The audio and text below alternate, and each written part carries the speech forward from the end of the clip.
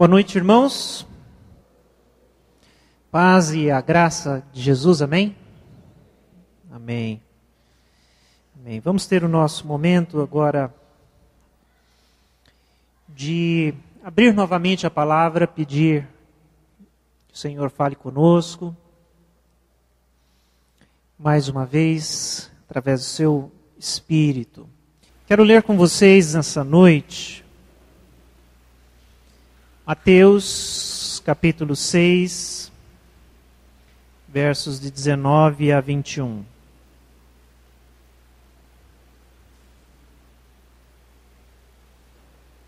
Mateus 6, 19 a 21, para o início aqui da nossa reflexão.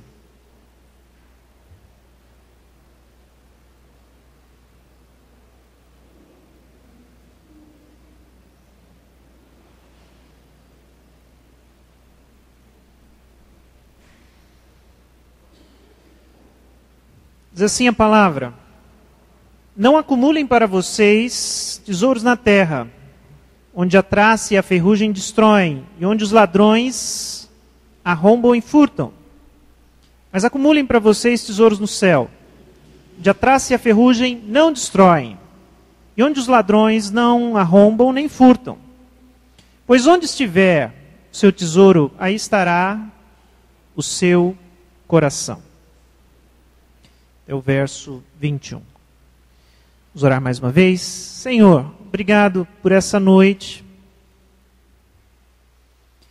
Obrigado pela Tua palavra, esse domingo, Senhor, em que aqui estamos reunidos como igreja, como fizemos, orando pela nossa nação, pelo futuro da nossa nação, do país, as questões que estão sendo decididas nesse momento.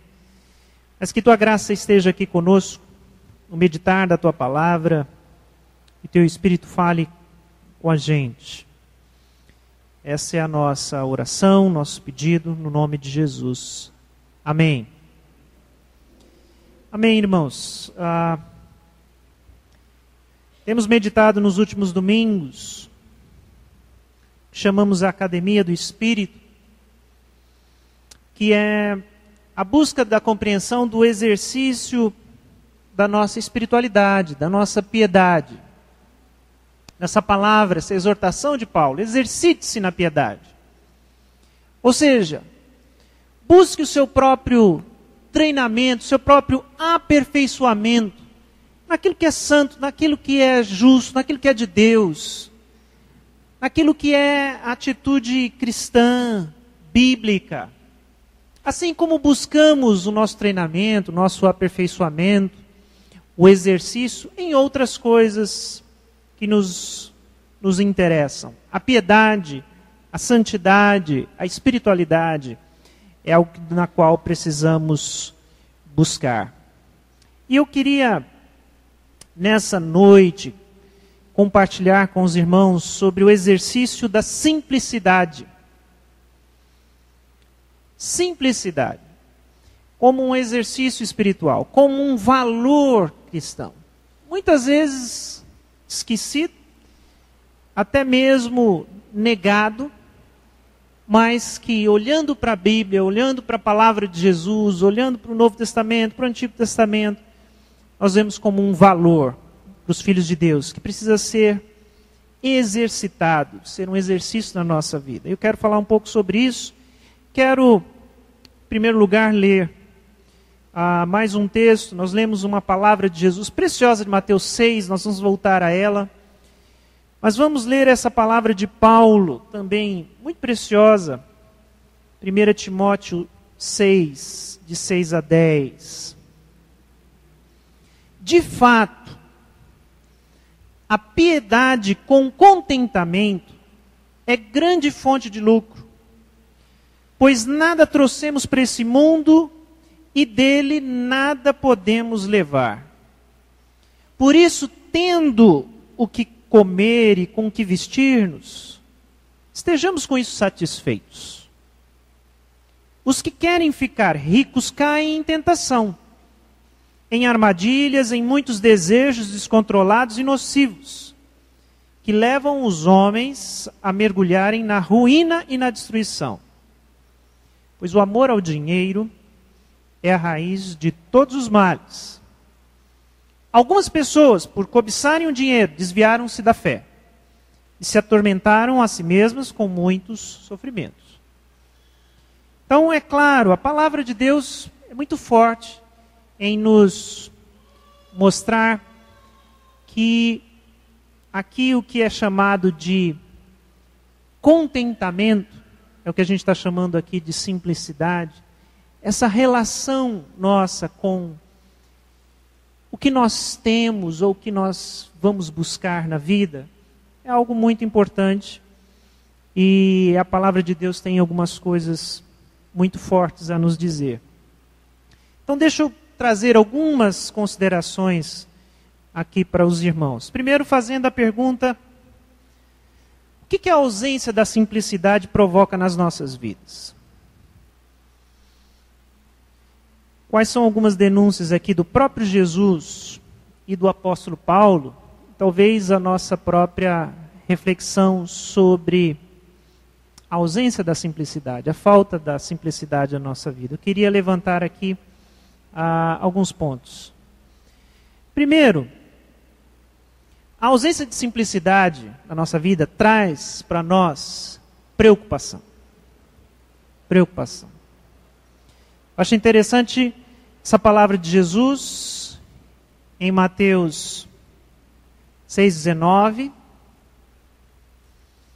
onde ele fala: não acumulem tesouros na terra, onde a traça e a ferrugem destroem, e onde os ladrões arrombam e furtam. Aqui na figura da ferrugem, da traça e do ladrão, são as figuras de inúmeras dores de cabeça que nós vamos ter e das preocupações que essa vida nos traz quando não há simplicidade na nossa vida. Quando queremos sempre mais e mais e ter e acumular. Jesus está dizendo aqui para nós que a preocupação, essa nossa cabeça em tantas coisas para cuidar, para alcançar, para ter, essa situação vai tomar conta de nós. Preocupação. Preocupação. A segunda questão, muito ligada a essa também, essa palavra é até traduzida em algum lugar, esse texto de Mateus, por preocupação, em outro lugar, ansiedade. É isso, é a ansiedade.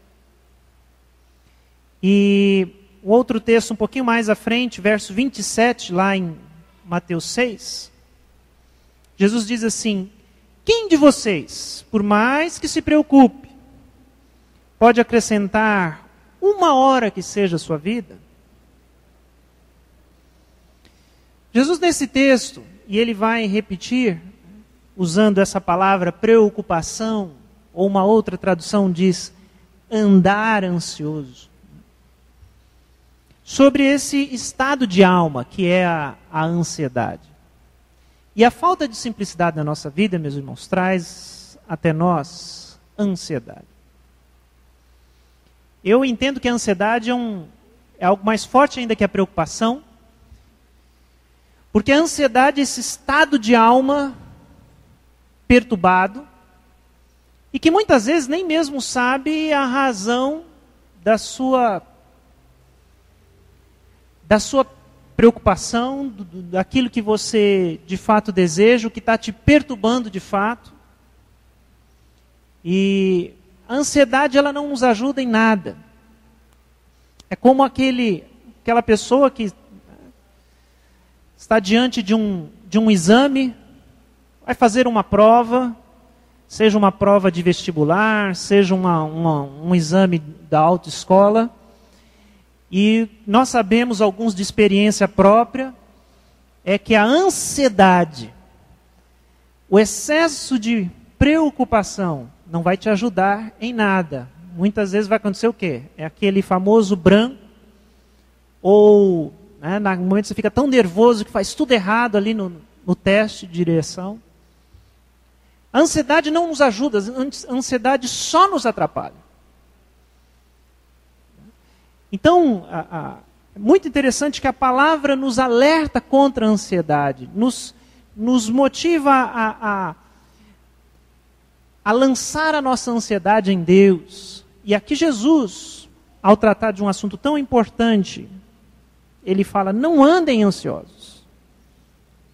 Então a ansiedade é um problema que nós enfrentamos e a falta de simplicidade da nossa vida provoca ansiedade. Jesus está questionando isso. Será que por mais ansioso que você consiga ser, isso vai aumentar alguma coisa seu tempo de vida? É um questionamento. Não. Nós vamos continuar ansiosos e isso não vai mudar absolutamente nada. Pode até piorar nossa própria situação. A falta ou ausência de simplicidade na nossa vida provoca frustração. Às vezes a nossa vida é tão cheia de coisas. E a gente se encontra e pergunta um ao outro como é que está. E muitas vezes a famosa frase, uma correria. Tentando correr atrás. Está bem, está corrido. E às vezes a gente encontra alguém que não encontra há algum tempo. E pergunta por onde você anda, o que você está fazendo. Precisamos nos encontrar. Você precisa passar na igreja, vai lá em casa, aquelas coisas todas. E a gente fica ali constrangido porque a vida está corrida. De repente a gente percebeu que esqueceu de pessoas que são importantes, que a gente gostaria que fizesse parte da nossa vida. Você queria participar ou honrar compromissos, sejam eles na igreja, por exemplo, ou na sua própria família. E você percebe que não tem como. É frustrante isso, não é? A gente perceber que o que a gente gostaria de fazer, as pessoas que a gente gostaria de se aproximar, os eventos que nós gostaríamos de participar, os projetos que a gente gostaria de abraçar, a gente não consegue, simplesmente é frustrante. E a pergunta que a gente precisa fazer é se de fato precisa ser assim. E aqui a gente não pensa que exista algum tipo de mágica, porque não tem. A vida moderna é de fato muito complexa. Mas eu fico pensando, será que eu vou para o resto da minha vida dizer que a vida está corrida e que eu queria estar fazendo alguma coisa que eu não posso fazer agora? Será que é certo a gente viver essa frustração? Que muitas vezes reflete a falta de simplicidade na nossa vida. E,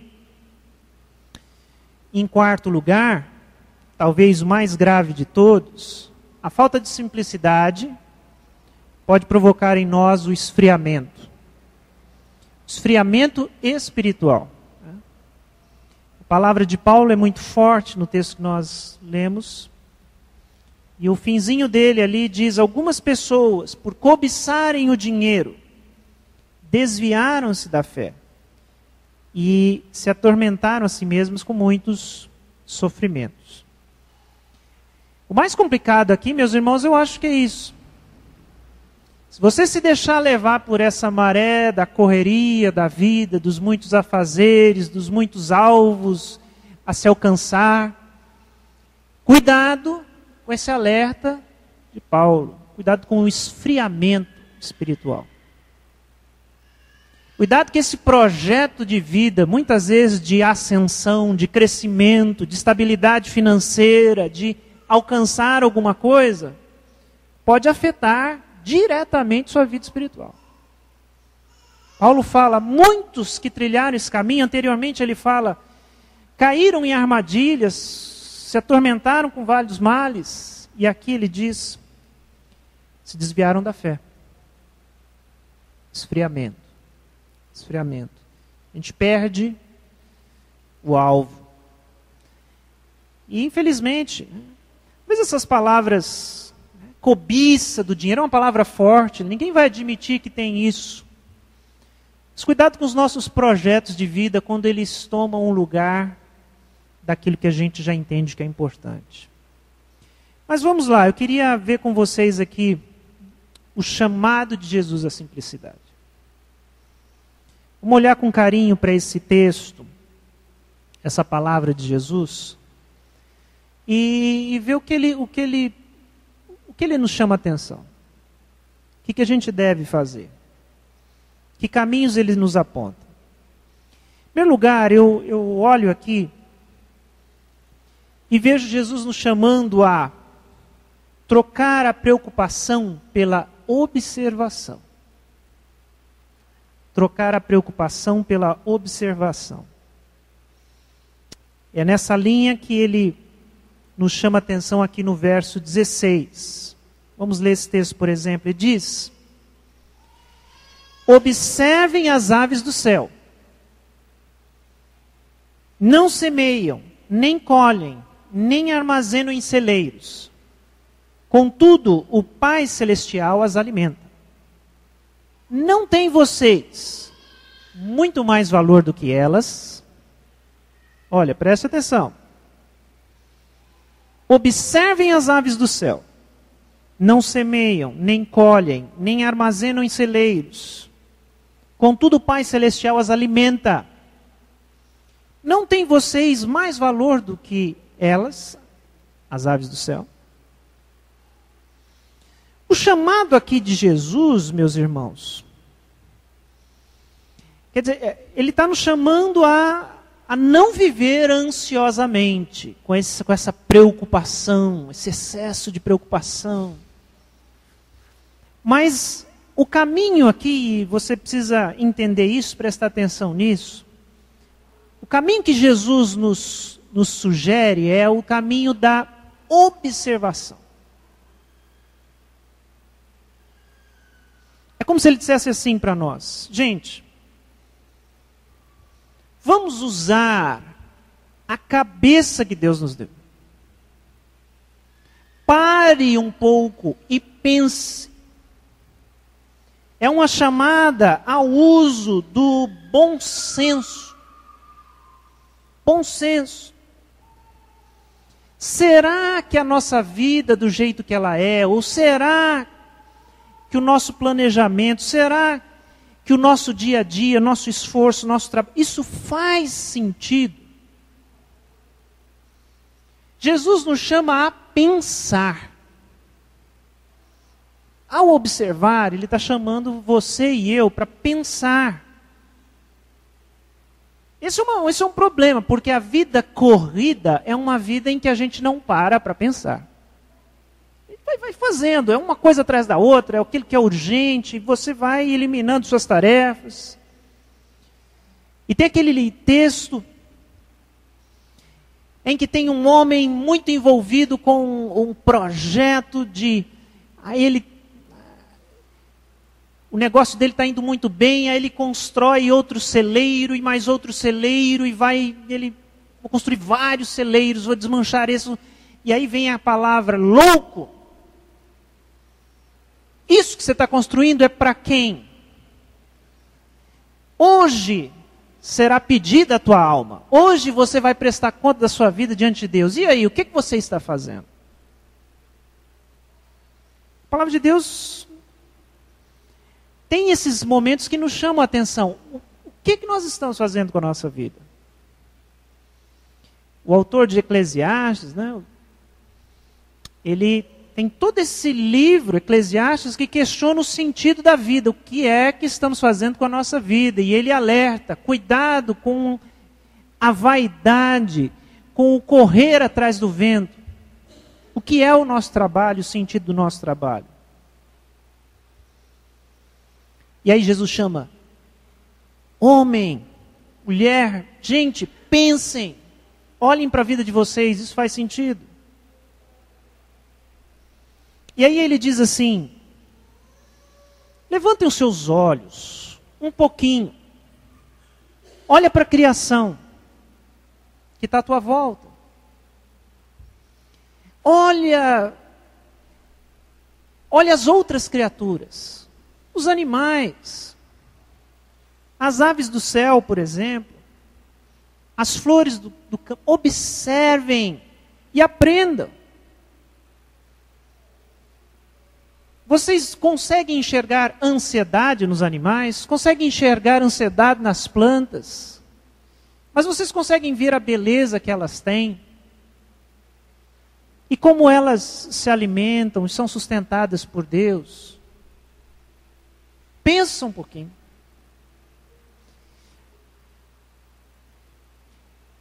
E, gente, eu acho que a gente está precisando mesmo olhar para a criação e dar uma...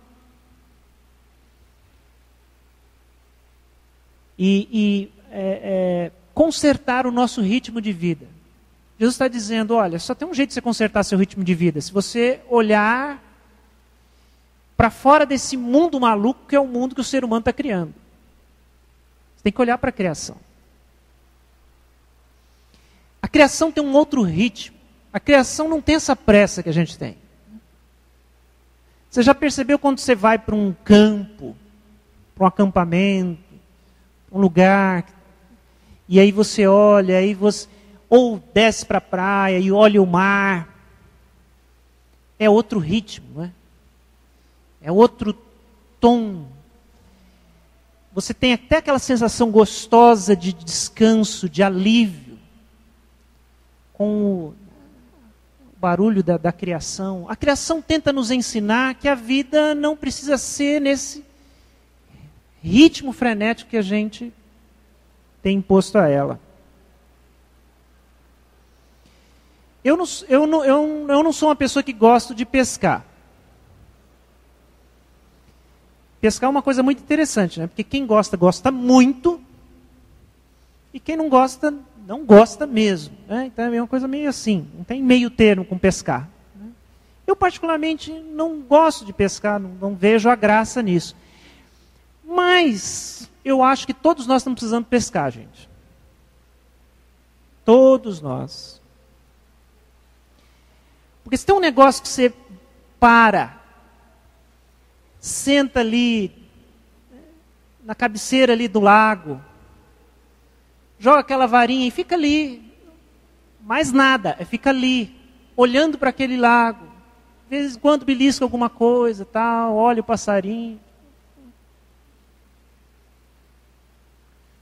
A gente precisava fazer isso. Tem gente que se tentar fazer isso vai ter um troço, né? Como assim? Vou ficar aqui olhando para o nada, esperando isso aqui, um peixinho vai... Mas esse ritmo de vida que a gente se impôs, isso não faz sentido. E esse convite é um convite de Jesus. Olhem para a vida que eu criei. Nem tudo tem o ritmo que vocês estão achando que tem. Observem. Ele diz lá no verso 30, se Deus veste assim a erva do campo, que hoje existe e amanhã é lançada ao fogo, não vestirá muito mais a vocês, homens de pequena fé. Troque a ansiedade, a preocupação pela observação. Não é interessante? Esse é o chamado de Jesus. Para um pouco e olhe à sua volta. Olhe à sua volta. Tenta entender com aquilo que foi criado por Deus, que existe um outro jeito de viver e de ser. Olhe para as aves do céu. Olhe para as flores do campo. Uma outra palavra que eu entendo aqui Jesus trazendo para nós é: busque sentido para a sua vida. Vejam que eu estou aqui querendo falar com vocês sobre simplicidade, o exercício de simplicidade. Mas eu estou passando para vocês aquilo que eu enxergo nessa palavra de Jesus. Ou seja, Jesus nos dá um caminho, nos dá algumas tarefas a fazer, E ele nos mostra o centro daquilo que nós devemos buscar. E uma das coisas que nós precisamos buscar na vida, meus irmãos, e aí nós podemos achar a simplicidade ou não, né? É buscar sentido para a sua vida. Verso 25, Jesus diz assim: não é a vida mais importante do que a comida? E o corpo mais importante do que a roupa? E aí, é ou não é? Jesus está nos convidando a refletir.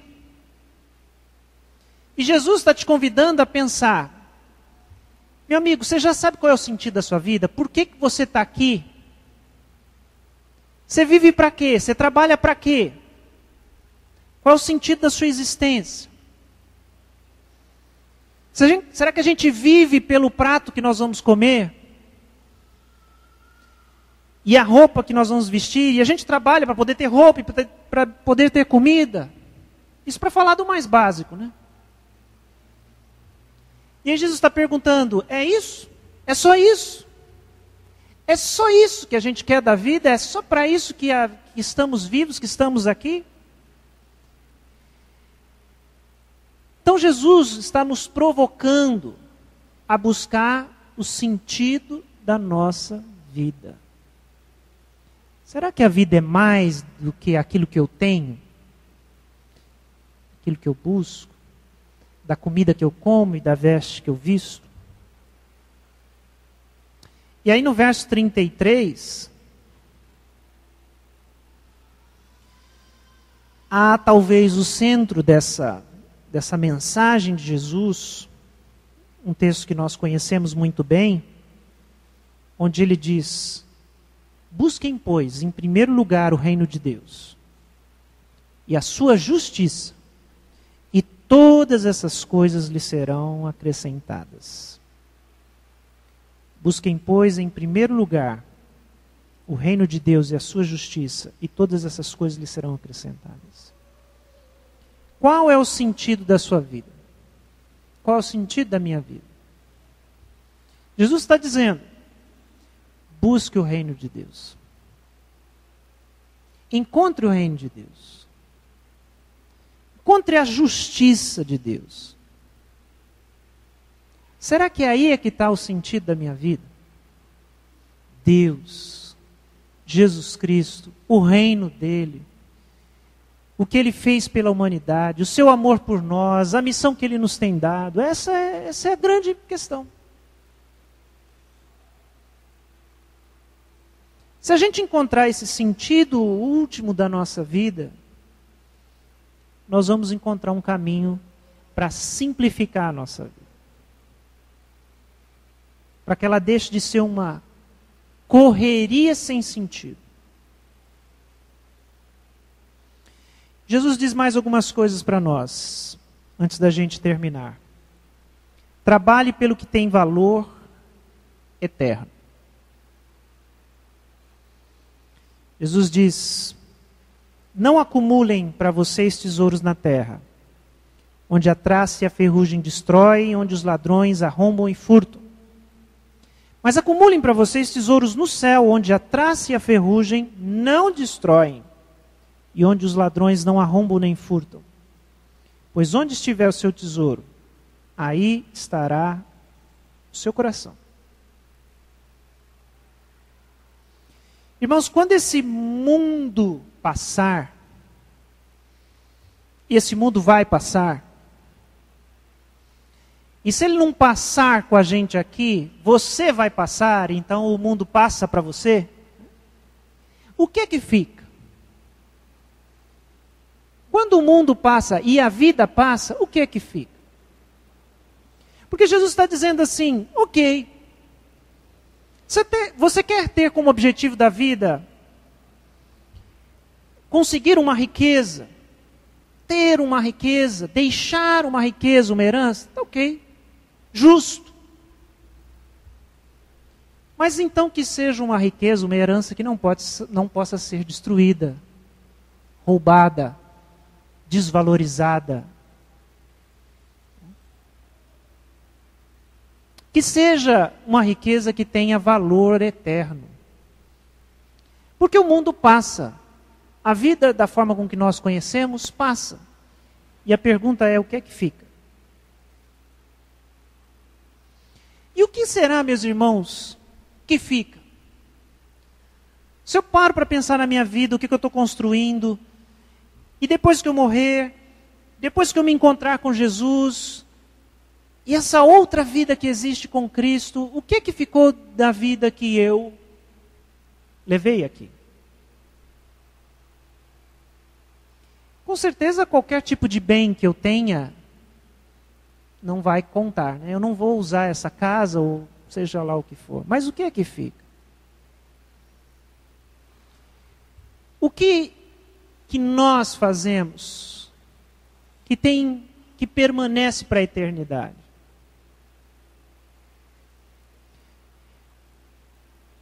Eu penso que aquilo que nós fazemos, que de alguma forma ajudou a aproximar as pessoas de Jesus Cristo, é alguma coisa que permanece para sempre. Se nós, de alguma forma, nos deixamos usar como instrumentos de Deus de reconciliação, isso é uma coisa que dura para sempre. Se a minha vida, de alguma forma, foi usada para que as pessoas percebam como Deus é bom, como Ele é gracioso, como Ele derrama o seu perdão, como Ele oferece graça e perdão a nós, isso vai ficar. Isso vai ficar. Então o conselho de Jesus é: trabalhem sim pela riqueza. Trabalhem sim por aquilo que tem valor, mas que seja valor eterno. É interessante, nós temos esse conceito do valor como bem duradouro, né? O ouro é ouro porque dura. Por causa do valor que ele tem como metal, a durabilidade que ele tem, não passa pelo desgaste. Por isso o ouro é ouro. Diamante é diamante por causa das propriedades que tem de durabilidade. Agora, nem ouro nem diamante são eternos. Existem valores que são ainda mais preciosos do que o ouro, diamante, qualquer tipo de pedra preciosa. Que é poder ser usado por Deus para abençoar pessoas. Porque só pessoas são salvas, meus irmãos. Mas nada pode ser salvo. Pode passar dessa vida para outra. Tem gente torcendo para que os animais sejam salvos, né? A gente não sabe, não vou dizer que isso não é possível, mas eu não tenho nenhuma garantia sobre isso. O que nós sabemos, por enquanto, é que somente pessoas são salvas. Os faraós, quando morriam, eram enterrados com toda a sua riqueza, muitas vezes, e até mesmo com seus escravos, esposas, para que pudessem se servir de tudo isso na próxima vida. Ilusão deles. Nada passa dessa vida para outra. O que passa? Só passam pessoas. O único tesouro que você pode ter são relacionamentos. E a oportunidade de abençoar pessoas. Mostrar Deus para elas, compartilhar Cristo com elas. É isso. Não há outra riqueza que possa ser acumulada ou levada para a eternidade. Por último, meus irmãos, Jesus nos ensina a viver um dia de cada vez. Ele pede para a gente dar esse pequeno passo de fé. Portanto, não se preocupem com o amanhã. O amanhã se preocupará consigo mesmo. Basta cada dia o seu próprio mal. Portanto, não se preocupem com o amanhã. O amanhã se preocupará consigo mesmo. Basta cada dia seu próprio mal. Esse é um outro chamado de Jesus. A simplicidade passa pelo exercício da fé, pelo exercício da confiança. Enquanto a minha fé não for aperfeiçoada, e a minha confiança em Deus, preocupação e ansiedade serão o tom da minha vida. E é essa ansiedade pelo amanhã. Como é que vai ser amanhã? O que será de nós amanhã? E amanhã especialmente, né? Que é uma segunda-feira diferente pelos acontecimentos. Jesus diz: se acalme, sua ansiedade pelo amanhã não muda o amanhã. Viva um dia de cada vez com fé e confiança. Essa foi uma importante lição que o povo de Deus teve que aprender ao longo de sua história. Quando o povo estava no deserto, Deus quis mostrar e ensinar essa realidade ao povo. E o maná, o sustento de Deus ao seu povo no deserto, ensinava que o pão, o sustento viria cada dia. E o povo tinha que crer e confiar que a cada dia o pão viria, o alimento viria, o sustento. E se ele tentasse colher o maná que fosse suficiente para 2 dias, 3 dias, 1 semana que seja, ele se estragaria. Não tinha como acumular, não tinha como guardar. Era um exercício de fé. Todo dia Deus vai mandar. Todo dia teremos o suficiente para sobreviver. É um exercício difícil. Você já pensou se você tivesse que confiar literalmente que Deus te daria todos os dias o que você precisa para viver, sem ter essa segurança que nós temos de, eu tenho um dinheirinho que vem ali do meu trabalho, vem tal.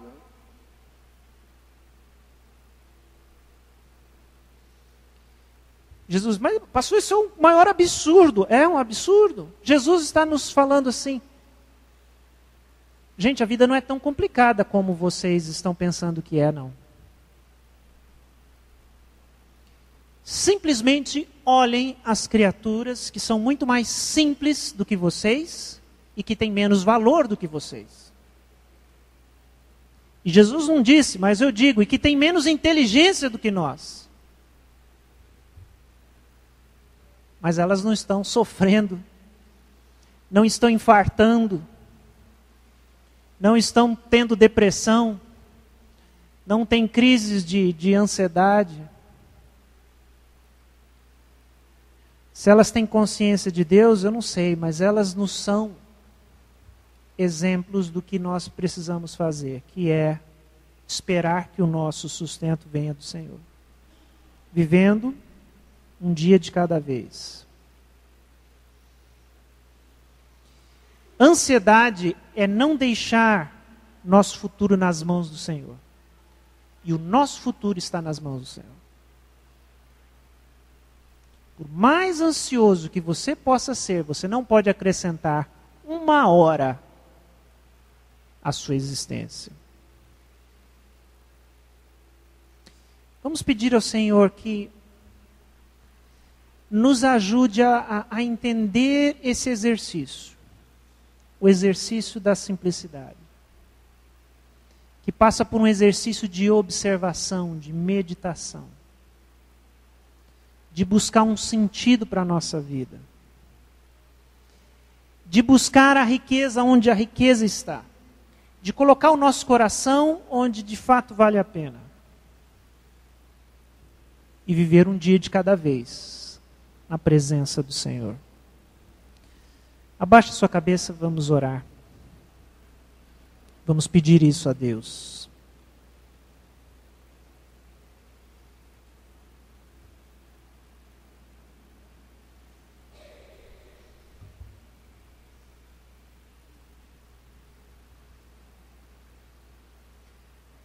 Senhor Jesus, nós queremos, em primeiro lugar, pedir perdão. Porque como o Senhor disse aos seus discípulos ali naquela ocasião, isso vale para nós também hoje aqui. Somos pessoas de pouca fé. De uma pequena fé. Nosso coração é muitas vezes esse coração ansioso, aflito, angustiado, desejoso de mais segurança, com medo das inúmeras crises que estão à nossa volta. Nos ajuda, Senhor, a ouvir o chamado de Cristo, o chamado à simplicidade, o chamado ao contentamento, o chamado a aprender com a criação, a paz de espírito. Perdoa, Senhor, que o Teu Espírito Santo fale conosco, nos ensine. Nós queremos encontrar a paz. Queremos trocar essa ansiedade do nosso coração pela paz que vem do nosso Senhor Jesus. Queremos colocar os nossos fardos diante de Ti, trocar os nossos fardos pelo jugo do nosso Senhor, que é suave, é leve. Ó Deus, nos liberta. Nos dá o desejo de encontrar a virtude da simplicidade na nossa vida. Essa é a nossa oração nessa noite, no nome de Jesus. Amém. Amém.